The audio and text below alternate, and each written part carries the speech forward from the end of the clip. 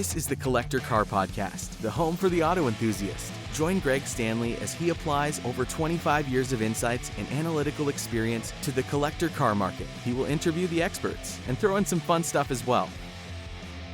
Well, welcome to the Collector Car Podcast. I'm very excited about this episode, mostly because I have two really cool guests to talk about a really cool subject matter.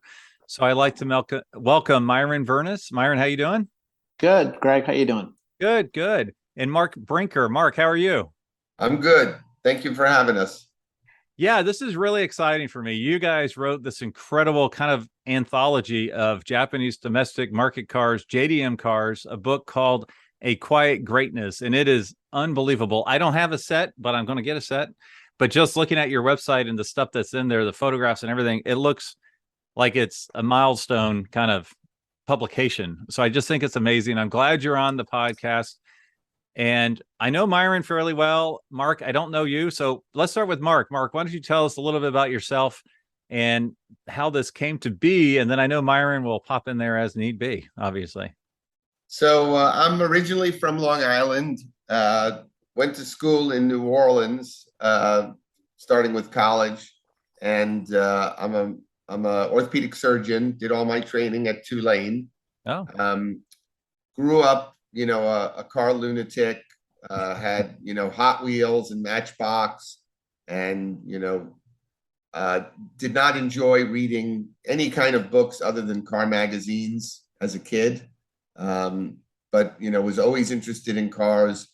My dad liked, having a sporty car, but nothing collectible. He wasn't in the hobby, but he enjoyed cars, and we used to go driving, and he'd get a new Eldorado or something like that, and we'd go riding around. But I think the bug probably came from the movies, Tony Curtis movies and racing movies, and always interested in cars from the 50s, sports cars from the 50s. My first car was a Datsun and loved it. Didn't collect Japanese cars for a long time, but then sort of rediscovered Japanese cars a little bit later, about the same time as Myron. And then we just sort of fed off each other's disease, and the rest is history. So you're his enabler and he's your enabler, is what I'm hearing. I think so. Yeah, I think so. We're codependent Japanese car collectors. Codependent and competitive sometimes too. Who would get the first Colt Galant GTO MR, the first R432? Well, tell us. So, Myron, how did you guys get to know each other? Like, did you meet at a car show, I would assume?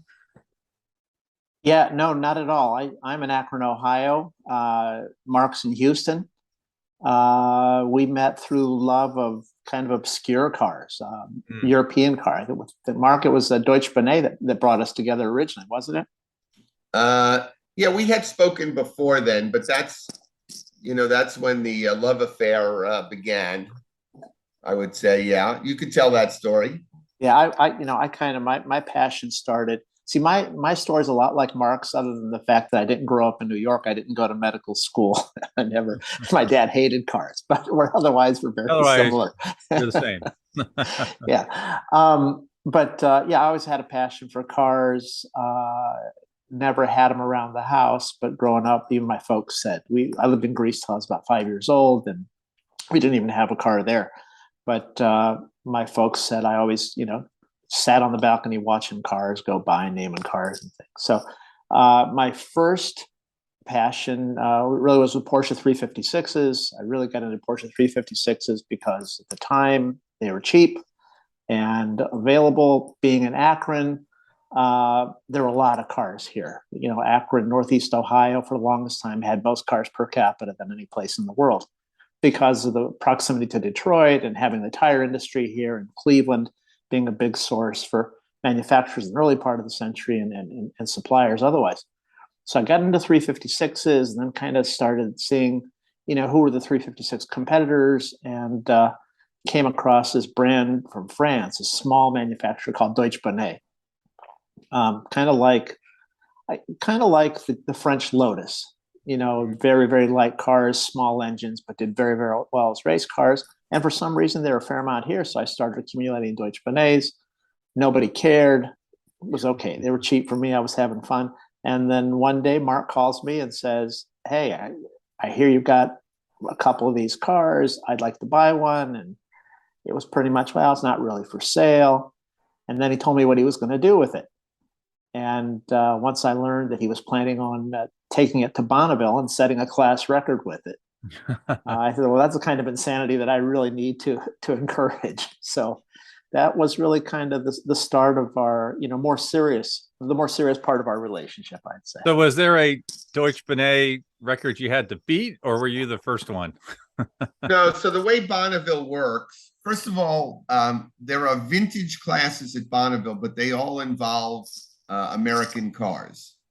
So there's no vintage classes available for a car like a Deutsche Benet. So you're running in an open class, meaning a 2023 brand new car could show up. Mm-hmm. The trick is at Bonneville, they have classes based on types of cars and engine size. So this was a sports car, and the engine size was J, which is 750 cc's or less. Right. So even though it was a 50-year-old car when I started racing it at Bonneville, how many 750 cc sports cars, that are modern can you name that? So that was sort of the trick. It's aerodynamic, and we engineered the heck out of the engine. We turned like a 30 horsepower motor into like a 75 horsepower motor. Right. So it broke the records for 750 cc sports cars of any type. Right. Okay. No, that's very cool. So did you compete against any Geo Metros by chance? No, but Geo Metros were there. Okay. In different classes. I own 3 of those. That's the only reason I ask. I think those don't qualify as sports cars. Yeah. I think they fit into something else. You're right about that. Okay. So we kind of learned how you guys met, the passion that brought you together with the Deutsche Benets. How did it get into kind of the JDM world? And someone said, let's write a book. Who was that? Well, Mark, I think you talked me into it. Is that what happened, Myron? Yeah, that's exactly what happened. I'm glad you finally, were concealed to it. So I don't know, Mark. The book was all Mark. Mark, in addition to everything else, he's accomplished. He's also an accomplished author. He'd done books before, and as we were adding cars, we both recognized that in the enthusiast end here in the United States, there really wasn't much knowledge or recognition of Japanese cars. So, we both recognized that, but the idea of the book was really kind of Mark for 2 years, kind of needling me. And then I finally retired and kind of said, okay, I'll do it. And then 6 years later, we finally had something published. So, yeah. So talk me through that. So you wanted to focus in on the JDM world a little bit. You both are passionate about it. I mean, this book is massive. I mean, it's 4 books, and the quality that I can see of this is beyond any first-time author would do. Obviously, you said Mark has some experience here, but this is a huge thing you guys decided to do, and you accomplished it. Was it ever felt unachievable, or do you guys feel, there's so much stuff you're trying to educate people about? Like, how did you eat the elephant, I guess is the best way to put it. Well, first, let me just a slight correction. It's not JDM, not just JDM cars. A lot of JDM cars, but we also cover Japanese cars that were made for other markets. Right. Yeah. All around the world. It really didn't start out. It started out as the idea of doing a 300-page book. The high quality aspect of it, the knowledge, all that was very important. But it was going to be a 300-page book, and then kind of going on. And the choice of cars is very subjective. Cars that we kind of studied, we went through lists and lists and lists, and we picked the cars that we thought were the coolest. The biggest issue, the reason why it got so big was really it's a bad example of mission creep. We keep discovering more cars. Right. And neither one of us, could say no. Okay. Yeah. And if you would, could you review the difference between kind of the 4 volumes that are available? Yeah, so it's alphabetical, right? So it's alphabetical by manufacturer, and then within each manufacturer, it's chronologic. Okay. And then where did the title come up? A Quiet Greatness. Yeah, so I think it came up from discussions with Myron and I. The Japanese people are, a proud people. They're generally quiet. They're not, chest beaters. But if you look at the engineering and the excellence in the manufacturing, they're great. Americans are not quiet about their accomplishments in general. As a nation, the Japanese are. They're a proud people, but in general, they're understated and quiet. And what they produce is great. Yeah, and especially in this country,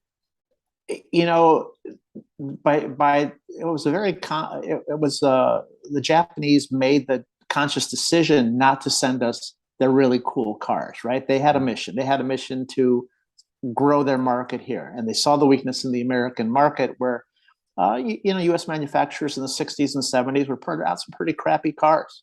Right. They're cool, they're good looking, but build quality was pretty bad. So they basically, their mission was to send us cars that were reliable, efficient, easy to maintain, but also boring. The fact they were still making great cars, they just weren't sending them here. So over here, it was still the fact that they were making great cars in the 60s and 70s, was still very quiet here. They intentionally did not want us to know. And also when I first thought of Quiet Greatness, what you said, Mark, is totally right on. It makes total sense. I was thinking, because I'm always like in the collector car world, I'm always in the marketplace standpoint, is I think of the collectability of Japanese cars has really gone through the roof over the last 5, 8, 10 years or whatever, but it's still kind of quiet, by that, I mean, the mass majority of enthusiasts aren't on that bandwagon yet, I guess. They, there's still a big way to ramp up from awareness, appreciation in my mind. I mean, I'm learning as we speak because I grew up with Mustangs, it's all new to me, It's more grassroots. They're out there, but they're not in Pebble Beach at Pebble Beach, and they're not on television. Right. But, there's no shortage of Japanese cars enthusiasts. And, when we say Japanese cars enthusiasts, it's kind of an interesting thing because we don't talk about American car enthusiasts, right? I mean, we talk about Ford enthusiasts or Chevy enthusiasts. We've sort of lumped Japanese enthusiasts together, but there's people who collect Hondas that could care less about Mitsubishis. Right. And, and there's Nissan only collectors. So we've sort of, smashed this all together as, okay, you either love or don't love Japanese cars, but it's really, like Porsche collectors, right? They're collecting Porsche, not German cars. Right. So and there are even to take it away from the brands. I mean, there are people who just care about race cars and people who just care about powerful cars and then street cars, or just skylines, right. Yeah, so I'm looking on your website here, and I just wanted to call out some of the big buckets of stuff that you do cover. You cover the most stunning Japanese autos ever made. You cover Japanese motorsport heritage. You cover technical specifications, which is just really amazing. It looks like some period, drawings there, charts in deep detail, the best photography, the heritage of the cars. I mean, it's a lot of stuff that you're covering in here.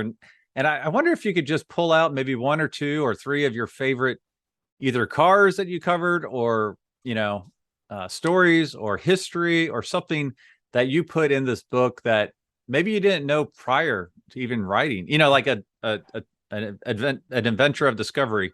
Is there something that kind of popped while you were writing this that you're like, wow, I love these cars forever. I didn't know that, or a new appreciation, possibly?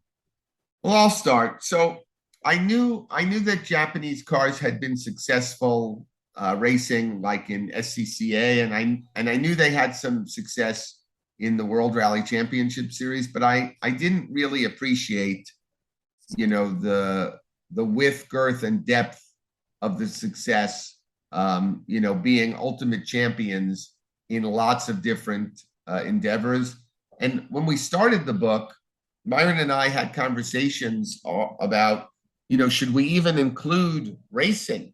This is supposed to be a book about cars that you can collect, Japanese cars that you can collect and have fun with, not race cars. But the race cars, it turns out, is a really big part of the story. And so Myron and I, as we went through this, realized, so there's, I don't know, over 100 competition, way more than over 100 competition photos in the book. And, that's, the competition is what got a lot of people excited about these cars. The kids that played video games, a lot of them were excited about some of these models because of their racing heritage, even if it's a different car than you actually can drive on the street. That's part of the excitement. So I knew somewhat about it, but I didn't realize until we got into it how successful they'd been.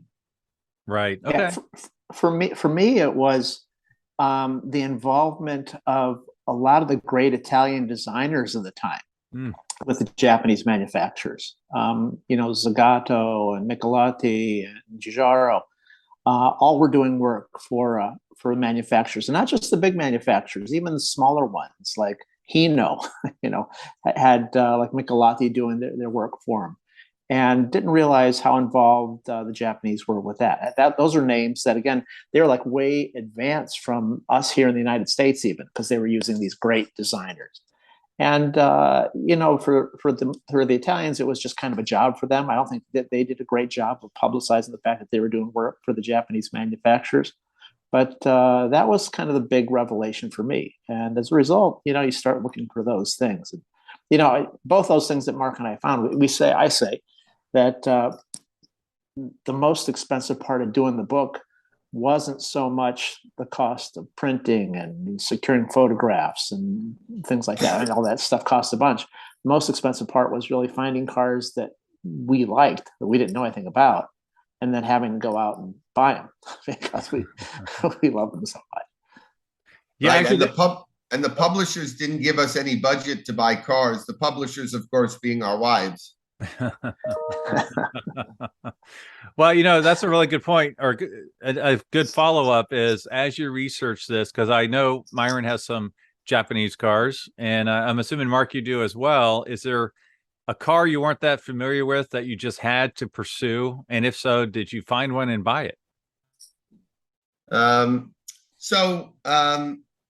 One of the cars I bought, I was familiar with, but I didn't know as much as obviously I did after we started researching and writing. That's the twin cam 240Z, the Z432. A 432 stands for 4 valves per cylinder, 3 carburetors, 2 camshafts. So it's a twin cam 240Z. And I wound up buying one of those while we were writing. On the even less well-known side, there's a Toyota MR2 that was bodied by Zagato. That's a totally wild-looking thing. I think it's a love it or hate it thing, but most people that I've shown pictures of it to love it. I say show pictures to because it won't be legal in the United States till 2026. So I have it on mothballs in Canada. And that's sort of a window into the lunacy of Myron and my collecting. I bought that car 3 years ago, and it won't be, I bought it like 7 years before it would be legal in the United States. Now, do they make a lot of those, or is it like a special edition? They say they made 100, but, I've been looking, but that's another thing. If you have one, then you have to, find another one. You need a pair of them, right? Myron and I both have cars where, if one is good, and it's really rare, let's go find another one. The reported number is 100, but I don't think they built 100 of them. But I don't know. Yeah. How about for you, Myron? Yeah, for me, and it's a really similar story. For me, it had to be the Autex Zagato Stelvio AZ1, which was going to be the That's Halo the car. going door car. No, it's not a Gold. That's an AZ1 also. Very good. That's an AutoZam. Got one of those too, but that's a whole different story. No, the Autex Zagato, when Nissan decided in the late 80s that they were going to set up a performance division similar to like Mercedes AMG called Autech, they took the guy who was responsible for their GTR program, made him the president of Autech, and they decided to do a Halo car. They wanted a Halo car to roll out the introduction. So the plan in 1989 was to build 200 of these cars that were basically Nissan Leopards, which we later got in the United States as the Infiniti M30. But take that chassis, tune it like, again, AMG would be to Mercedes as far as, the high performance suspension, tuning the engine to go from 200 horsepower to like 320 horsepower, and then send those chassis to Italy and have Zagato body. And they put, it's kind of a controversial design. It's got giant wing pods on the front hood with mirrors in them. And, it's not to everybody's taste, but again, similar thing. They were going to build 200. The Japanese bubble economy just happened to conveniently crash right about the same time. The cars were priced at $160,000. Wow. So they published that 104 got built. As far as we can tell, about 88 got built. So same thing. I found one, had the only one in the United States, and one popped up about a year later. And like Mark said, had to buy that too. So For maybe he's looking for a third. Yeah, that's right. Yeah. Well, for my listeners that might not be familiar with Myron, specifically, because I know you a little better, Myron. Myron's quite the car guy. We had lunch, I don't know, a month and a half ago or so, and we jump in. What was the car that we took? Greg, I wish I could tell you. It was your Infiniti convertible. Oh, the convertible. Yeah, that's my winter car. Yeah, Infiniti M30 convertible. Yeah. And what year is that? 91. And the convertibles were only for the U.S. market. Okay. And what I thought was really interesting is I think there was a new, I don't know, Bronco or something at your place when I got back. I'm like, oh, is that yours? He's like, no, this is the newest car I own. It's a 1990 Infiniti. So I thought that was really cool. Well, that's changed since then, because like Mark's MR2 Zagato bodied MR2, as a result of the book, and it's not in the book, I found that Toyota used Zagato on a couple different programs like this. And I was able to find when they introduced the Harrier, the Toyota Harrier, which we got in this country as the Lexus RX 300. They also did 250 special editions to introduce the market. So I took delivery of one of those. Again, the only one in the country. So now I officially have a car from 1998, which is my newest car. And the only car I own with cup holders. So oh wow, really moving close to the 21st century. Jumping into the modern times. Well, right. I do want to go down one other little tiny tangent, but before I do, I just wanted to ask, what's the best way for my listeners to buy this book, because it is so gorgeous? And just to be clear, you said there was 2,200 photographs in this book? 1,400 pages, 2,200 photographs, 4 volumes plus a supplement. It's a box set. The best way to do it, the most convenient way to do it, is online at quietgreatness.com.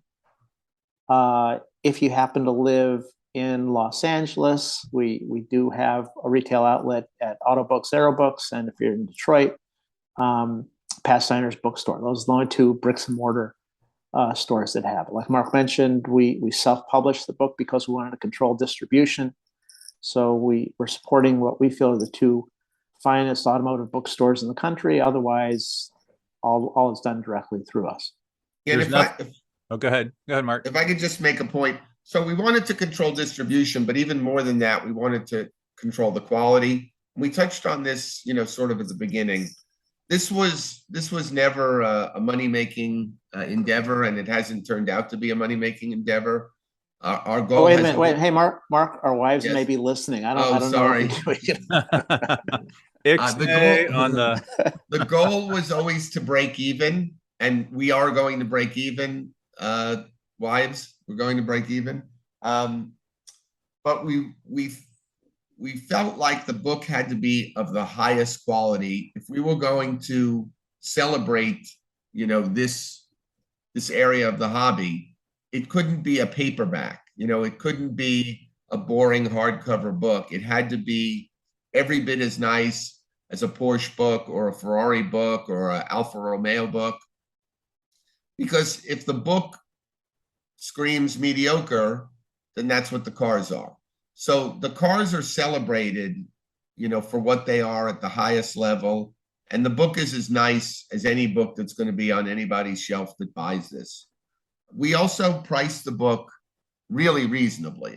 It's 4 volumes in a supplement, plus, a slipcase that you can basically stand on. It's so stout. So it's a really high quality thing, comes double boxed, so it can withstand a nuclear attack. And we've had 0 returns. Like, everybody is delighted with the book, and that has delighted Myron and I. That's awesome. Yep. Okay. Well, I appreciate you sharing that, so folks can check it out. I need to get mine on order here quickly because I know there's only so many, correct? So once they're gone, or will there be a second print?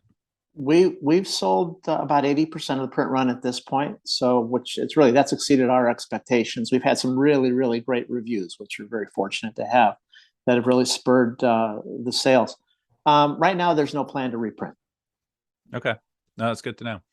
Well, before we sign off, first off, if there's anything else you want to cover, just let me know. But I do want to ask Myron about a particular car you showed me last time I was in your garage. And Mark, if you have a particular car from the book you wanted to talk about, whether it's a personal car or one that you think is really cool.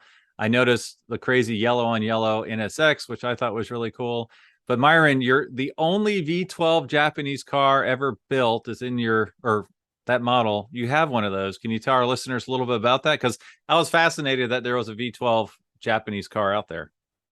Yeah, it's the Toyota Century, which was made just for the Japanese market, made for government dignitary use primarily, and very, very high-end corporate executives. It's really the Japanese Rolls-Royce. That particular model, that body, was made from 1967 to 2017. With just modifications for safety standards and things like that. It was sold with a V8 from 67 to 1997. Then 97, they came out with the V12, totally engineered by Toyota and built specifically for that model, not used in any other vehicle, no adaptation for race purposes or anything like that. So it's a really interesting car. You put it next to a Rolls Royce of the period, and the Century stands tall in any way. It was to the point where to work in the Century plant, you had to apply. You had to be a Toyota employee for so many years, and you had to apply to work there. And it really is kind of a stunning car from a quality standpoint. Very sedate styling. Did you say it had 3 telephones in it? That's 3 telephones. Yeah. 3 telephones, broadcast TV, video monitors. It's pretty amazing. It's a pretty amazing piece. And actually, the one I have was the one that was actually photographed for the book. It lived in Western Canada at the time. Okay. And 3 years later, I was able to acquire it. Oh, that's awesome. That's great. Well, how about you, Mark? Anything popped to mind? Just a car you want to mention offhand? Yeah. So one of the nice stories of this buying frenzy that Myron and I didn't plan to go on, but did as we discovered cars. And again, we egged each other on. Like, Myron would call and say, what about this car? I'm just discovering this. And, neither of us ever discouraged the other one. It wasn't like, maybe you should think about this. It's like, yeah, go ahead, press the button. You don't get it, I will, right? Yeah, right. So about 4.5 or 5 years ago, and we were writing the book then, what Myron said about 6 years is true, because it's not just the writing. The writing didn't take 6 years, but assembling 2,200 photographs that are high quality, that you have the rights to. That went on for 1.5 years with an Excel spreadsheet that never ended, a wish list. So along the whole way, we were, discovering cars, or even cars we already knew. We were just discovering new things that made us even more excited about them. So one of those cars was a Subaru 22B. Oh, yes. So I bought one about 4.5 years ago, maybe 5 years ago. When you didn't have to be a billionaire to buy one, it was expensive, but reasonable by today's standards. And that's just an incredible car. 424 of them built. When you've never driven one, but you buy a car that's been, hyped to the moon, one of two things is going to happen when you get in and drive it. It's either like, I don't really get it. What's all the hype about? Or, yeah, I get it. And, within 30 seconds of driving the car, it's pure magic. And so that was one of the nice sort of unexpected delights of the book for me, is that I was able to buy that car, and their price now probably where, I'd never buy one. Not that I don't think they're worth it, but I don't buy a lot of $300,000 plus cars. So that was one of the nice delights, is that I wound up with one of those, and I'm getting to experience it. I only have one. Go ahead. Greg, you'd mentioned the values of the cars skyrocketing. We didn't do the book with values of monetary values of the cars in mind at all. It's cars that we thought were the coolest cars. So you can go through the book and you'll find $1 million Toyota 2000 GTs, but you also find $5,000 Mitsubishi VR4s. So it's and all treated with equal respect and quality. So it's not about that. It's about the enthusiasm and the passion. Absolutely. Yeah. And educating and getting other folks passionate about the cars, and enjoying them. I only have one 22B story, which I didn't think I'd ever be able to bring this up, but since you brought it up first, whenever I travel for my day job selling candy, whatever town I'm going to, I always Google classic cars, and I see what's in the neck of the woods or auto museum. And when I was up in Burlington, Vermont, can you imagine what I came across? Does that Burlington, Vermont, and Subaru? Does that ring any bells? Yeah. So I Google it, and 40 minutes away from where I'm located, it's Vermont, like Vermont Racing Team or something like that. And they had some cool pictures on their website. So, all right, let me check it out. So I go up there, knock on the door. I get a full tour by the owner. And I didn't know this, but Vermont Racing Team is the factory race team for Subaru. And so I go up there, and in the lobby is a 22B, in the wrapper, around, cordoned off and everything, with all the specs on it and everything. And he gave me a full tour with the racing 18-wheelers. These three were going on the East Coast. These three were going on the West Coast, running the different racing series. It was just really insane. So it was kind of cool to run into a 22B in the middle of nowhere, Vermont, of all things. Yeah, that's crazy. That's awesome. Yeah, it was really worthwhile. So, well, guys, thank you so much for your time today. I appreciate it. Thanks for sharing your love of Japanese cars by writing this book and with my audience. I'm going to order mine right now. I really do appreciate your time. Thanks for having us. Yeah, thanks. It's been a pleasure. Look forward to next time we can have lunch and I can show you some more wacky cars. Thanks for listening to the Collector Car Podcast. Don't forget to give us a nice rating on iTunes, and be sure to follow us on Instagram and everywhere else at the Collector Car Podcast.